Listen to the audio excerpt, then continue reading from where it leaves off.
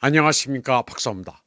중국, 일본 간의 충돌은 설마 전쟁은 나지 않겠지만 다카이치가 나가 떨어질 때까지 갈 것 같습니다. 시진핑이 단단히 화가 났습니다. 아무도 그의 분노를 누그러뜨릴 수가 없습니다. 중국은 당정군, 매체를 총동원해 다카이치가 사고를 치는 바람에 뼈아픈 대가를 치를 것이라고 위협하고 있습니다.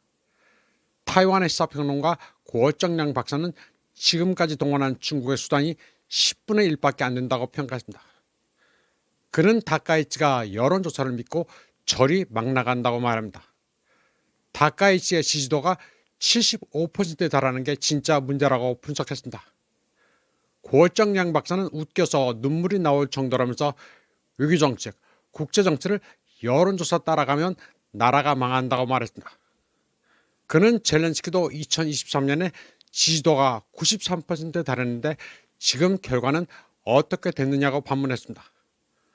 고정량 박사는 당시 젤렌스키가 지지도 93%를 믿고 저대로 나가다가는 나라가 파탄날 것으로 단언했다고 말했습니다. 그러면서 국제정치나 외교는 여론조사에 따르면 안 된다고 말했습니다. 그는 지금 젤렌스키의 지지도는 대략 59%로 떨어졌다고 말했습니다. 그리고 평화 계획에 서명하는 순간 지지율은 40% 아래로 떨어질 것으로 예측했습니다. 수면에 가려진 진실이 분출하는 순간 냉혹한 현실이 드러날 것이라고 평가했습니다. 그는 다카이치가 지지율이 75%에 달하는데도 왜 우거지 표정을 하느냐고 반문했습니다. 트럼프가 그에게 전화를 한 뒤 웃지 못하는 이유를 알아야 한다고 말했습니다. 트럼프 오빠 지지율 75% 먹었어 하고 자랑하지 못하는 사정이 있다고 했습니다. 월스트리트 저널은 트럼프가 다카이치와 대화하면서 타이완 문제와 관련해 베이징을 너무 자극하지 말 것을 건의했다고 보도했습니다. 하지만 다카이치의 원래 발언을 철회하라는 압박은 아직 안 했다고 전했습니다. 월스트리트 저널의 이 보도는 정확해 보입니다. 다카이치는 샌프란시스코 조약에 따라 일본은 타이완에 대한 권리 주장은 포기했지만 타이완 유사, 일본 유사라는 발언은 취소하지 않겠다고 밝혔습니다.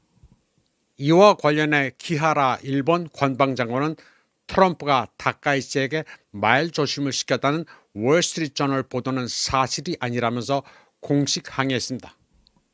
중국 외교부장 왕이는 또다시 성명을 내고 일본 지도자가 공연히 중국의 주권과 영토 완전을 침해해 역사 수레바퀴를 거꾸로 돌린다고 비난했습니다. 그러면서 이번에는 안보리 상임이사국이며 파트너국인 프랑스를 끌어들여 공동으로 2차 대전의 승리 성과를 수호한다고 주장했습니다. 적국 조항에 호응하는 국가를 러시아에서 하나 더 끌어들이는 효과가 있습니다. 유럽 국가 중에서 프랑스는 적극적인 친중 입장입니다. 그러나 독일은 이중적입니다.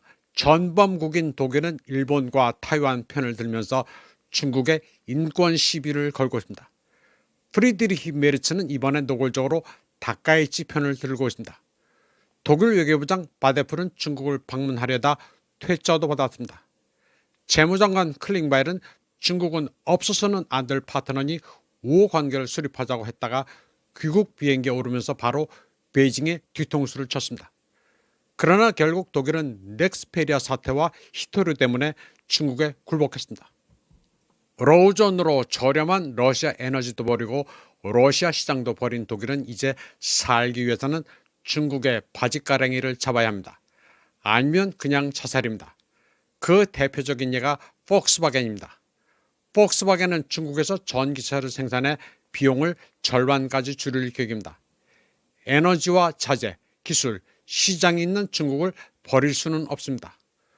폭스바겐은 이길 수 없으면 합류하란 말을 따르고 있습니다. 폭스바겐은 허페이에 공장을 열고 처음으로 독일 이외의 지역에서 전기차를 개발해 런칭하기로 했습니다. 중국 내에서 중국 시장을 겨냥한다는 폭스바겐의 전략이 탄력을 받고 있습니다. 새로운 개발 센터를 통해 폭스바겐은 지능형 커넥티드 카를 개발, 테스트하고 현지 생산할 수 있게 되었습니다. 올리버 블룸의 CEO는 개소식에서 이 획기적인 성과로 더욱 빠르고 효율적으로 운영이 가능하다고 말했습니다. 폭스바겐은 새로운 시설에서 현지 기술과 공급업체를 활용해 개발 시간을 30% 단축하고 비용을 최대 50%까지 절감할 수 있게 됐다고 말했습니다.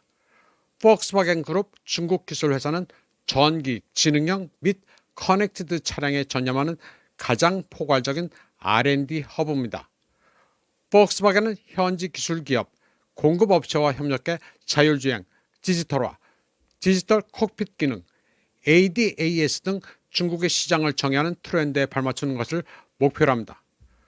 폭스바겐은 최초의 소프트웨어 플랫폼인 차이나 일렉트릭 아키텍처를 출시하고 18개월 이내 인도를 시작할 예정입니다. 폭스바겐에 따르면 새로운 소프트웨어 차량 개발, 프로세스를 통해 개발 주기를 30% 단축할 수 있다고 합니다. 초기 단계에서 현지 개발, 공급업체를 활용함으로써 폭스바겐은 특정 프로젝트의 경우 신차 비용을 최대 50%까지 절감할 수 있다고 주장했습니다. 폭스바겐은 중국에서 단단히 칼을 갈고 있습니다. 중국의 폭스바겐 허브는 10만 평방미터 규모로 소프트 하드웨어, 배터리, 파워트레인 검증을 위한 100개 이상의 연구소를 갖췄습니다. 여기서 폭스바겐 엔지니어들은 매년 최대 500개 배터리 시스템을 테스트합니다. 폭스바겐은 또한 새로운 허브를 활용해 중동, 동남아 등 해외 시장용 차량도 개발해 수출할 예정입니다. 대부분의 주요 OEM과 마찬가지로 폭스바겐은 해외 시장에서 우위를 점하기 위해 중국으로 눈을 돌리고 있습니다. 폭스바겐은 이미 엑스펑, 리비안과 협력해 차세대 전기차의 새로운 기술, 소프트웨어, 플랫폼을 도입했습니다. BYD 등 중국 전기차 제조업체와의 경쟁에서 뒤처지고 있는 폭스바겐은 현지 통합을 위해 우위를 점하거나 적어도 경쟁 환경을 공평하게 만들기 위해 노력하고 있습니다. 중국과 북미에서 판매가 감소한 폭스바겐은 차세대 EV로 상황을 반전시키려 하고 있으며 더 높은 효율성, 첨단 신기능, 그리고 상당히 낮은 비용을 약속하고 있습니다.